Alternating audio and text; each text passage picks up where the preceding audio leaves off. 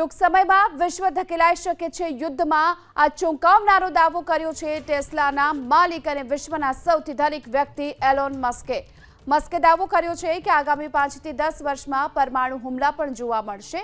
આ સાથે જ પરમાણુ હથિયારોના ડરના કારણે મહાસત્તાઓ એકબીજા પર સીધા હુમલા કરતા ખચકાશે। આ દાવાને મસ્કે નકારી કાઢ્યો છે।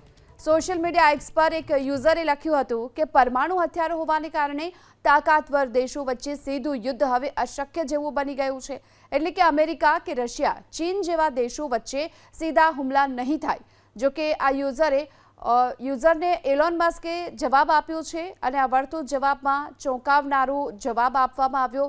મસ્કે ટૂંકો જવાબ આપતા કહ્યું કે યુદ્ધ જો થશે જ લગભગ 5 વર્ષમાં જ યુદ્ધ શક્ય છે। વધુમાં વધુ 10 વર્ષનો સમય લાગશે, પરંતુ પરમાણુ યુદ્ધ થશે।